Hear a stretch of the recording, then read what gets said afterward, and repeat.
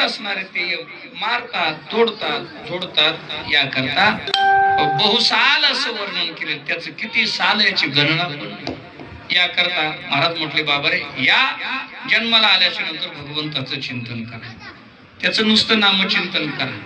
याच्या पलीकडे जाऊन सांगू का कोणाला कोणता नियम पाळता येईल नाही, पण देवाचं नाव घ्यायला काय अवघड आहे का सांगा.